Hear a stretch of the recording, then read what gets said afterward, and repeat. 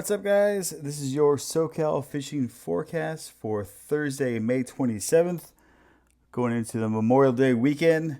Thank you to all of our veterans out there. If this is your first time to the channel, this is the Chasing Pelagics channel, bringing you all the offshore fishing action from Southern California. And we do this report every late Wednesday night to set you up for the weekend and to plan out your fishing. So here we go. Let's get after it. First here, look at the 10-day. We got this partly cloudy pattern coming in again. Pretty steady temperatures. And to no surprise, looks like that Southern California eddy is happening again and bringing back the June gloom. So last week we pretty much got blown off the water. All the boats were tied up and significantly dropped water temps. But this California eddy does help water temps. That's the good news here. And as you can tell, into Friday, Saturday, the outer waters are still ripping here pretty strong when we get going. So definitely going to want to avoid the outer banks if you're even thinking about it. Not that you really have a reason to go out there, but if you think about looking at San Clemente Island, the outside is probably going to be pretty nasty. But here we go into Monday. And things start to change on Monday, which is what I like here. We still have that south wind condition, but you can see it really gets weak. And I'm going to let this run here just so you can see it. But we start to turn into a summer pattern here, and which makes for really good fishing conditions. And hopefully this lasts for a while. I would much rather not have June gloom all June. But you can see the trend here definitely changes for the better, and I'm pretty stoked on that. But I do think this week, I think our water temps are going to rebound here, the way things are looking. I know it looks a little nasty on the outside, but I think that there's a chance. Looking at our forecast, there was 2 more tropical activities earlier this week. They've since dried up and have not formed into a storm. But again, this is still really good news for this early in the season. Our inner waters, here's a quick look here. We still have the south swell that's hanging around. It's not giant. It's about 2 feet. But we got this west swell. That's me coming from that wind on the outside. Inner waters, 2 to 3 seconds, 2 to 3 feet at 8 seconds. And then, that's me hanging around up to 4 feet here Saturday. So be mindful of that. The further you go west, the nastier it gets. 4 to 6, 7 seconds. And that southwest 2 feet at 15 seconds. So I would avoid heading west until maybe Monday. We don't have a forecast here for Monday yet, but it's looking like a lot more makeable west swell 2 to 3 feet, short period. So Monday is really looking like the day if you want to go out poking around. Here's our quick look at our 3-day water temps, and as you can tell, we got this cold water out here on the outside, dropped down to 58, 59 degrees on the backside of San Clemente, and that wind from the north is going to do that.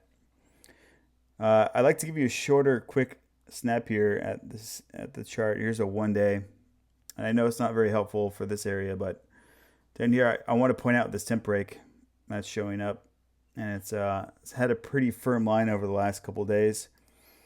And it's really helped bring the fish closer, which is really good news. So 3-day again. And here's another quick look at our chloro chart. And I want to point out again, we had that temp break. And here we have a nice edge of chloro between clean water and some dirty water. And this clean water is starting to push up here. So you notice we have a line on both sides of Coronado Canyon, which if you're not familiar, that's this one right here. This nice little canyon. And the good news is as I mentioned, with this cold water on the outside, all these fish that we talked about last week that were at the 381 down to the condom, they've all bailed out, and now they've headed east to this temp break, which is good news for us. Less time to travel, more time to fish, and hopefully they hang out here for a while and maybe settle in. We'll see how these water temps do over the next couple days here. But it looks like next week we got a chance of maybe these fish hanging out in one place for maybe at least a week. That'd be nice. But let's start with the fishing. A couple boats poked out today to SBI. Water was cold, turned over green. They did manage a few yellowtail and the gray light. And that was pretty much the same story at Nick the day before. Good grade fish. I mean, 25, 30-pound models. But unfortunately, the wind is not going to allow you to really get out there with it blowing 25 plus. Catalina is finally warming up here. And you can see these water temps as well. We got 66 degrees on the west end. 65, 64 in the front here. And there's been some firecracker yellowtail have showed up. It's that 6 to 8 pound model stuff, small stuff, but it's finally we're starting to get a green light here for Catalina when it comes to summertime fishing. There has been squid available at the front of the island. The Carnage was in front of Avalon. Kinley Marie was out back near the west end. The good news is that you don't necessarily need squid.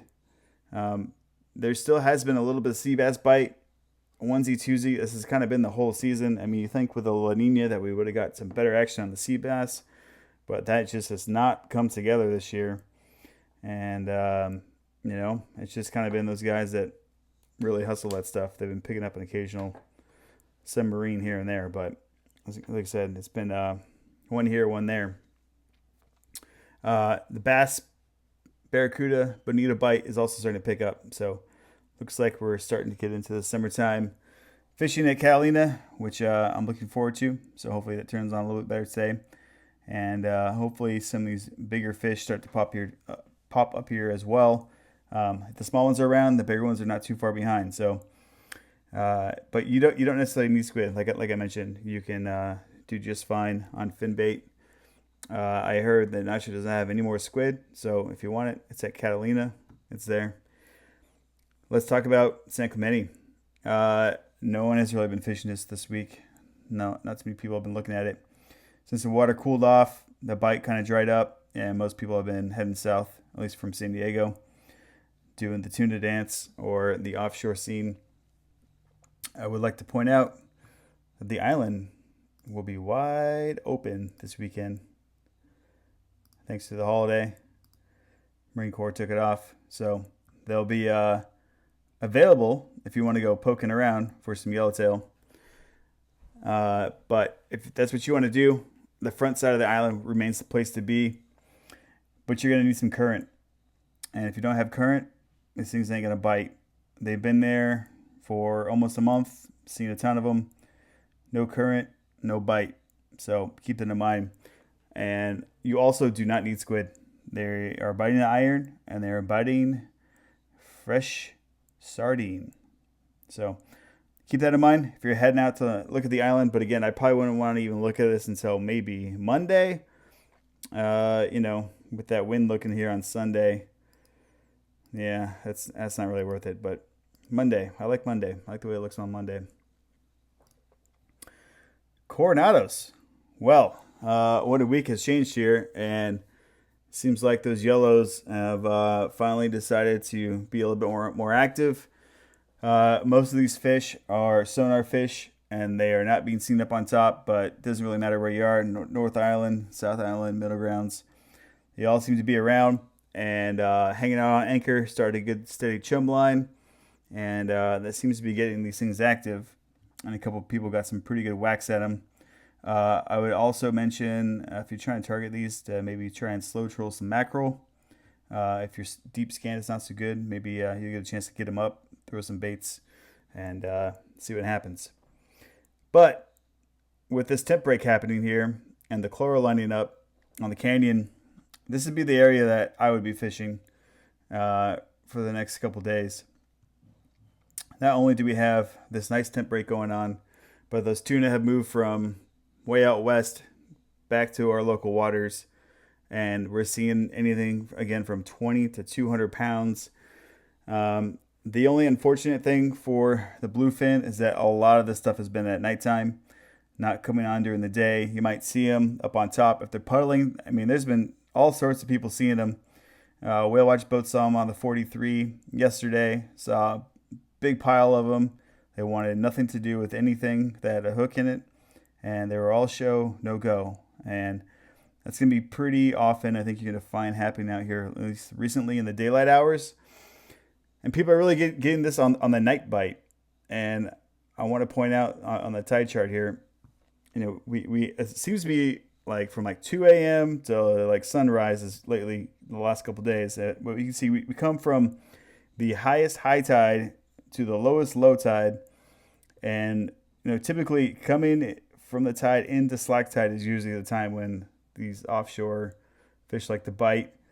The ocean becomes more quiet. The bait rises to the surface. They puddle up. And then that's usually when pelagics attack these piles of fish or piles of bait. So unfortunately, this has been the one that's been biting the best is in the dark. And they're biting jigs. We still have a pretty good tide movement here in the morning. Maybe that works out and this gets better on during the week and this slides further in. We'll see what happens. Only time can tell. But that's been the tuna bite. It's really been a night. 200 gram-ish. Not specifically, but 200 gram jig seems to be working the best. A little bit of glow seems to be working also. SK jigs, butterfly jigs, knife jigs.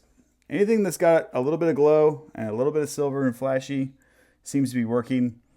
Do not even bother fishing these with 50-pound. You're either going to get ripped off or you're heartbroken using the wrong tackle. There's absolutely no reason to be doing that. So stick with an 80-pound minimum rig. I would be probably fishing a 100-pound rig if it were me, minimum, in the dark. They can't see the line anyway, so there's no point not to give them rope. So that's the way I would be fishing these things. And if you hook a 200-pounder, you don't have to sweat it, knowing that you're on 40-pound gear and going to get spooled or broken off. So bring the rope. As far as the rest of the week goes, guys, that's pretty much it. I might be hopping out on the water with some friends this weekend, maybe taking a look at the stuff as well. There's also some kelp patty yellowtail mixed in on the same temp break. Temp break means you got two currents, and usually that's where these kelp patties line up. So I'll probably be out here poking around in the same area. If not, maybe taking a look at the coronados. We'll see what this weather does, but again, keep a good look at this chart, especially as you get closer to the day that you want to fish. Sometimes this moves further east. Sometimes it moves further west. It could get better or get worse, but only trust a wind model close to 24 hours ahead.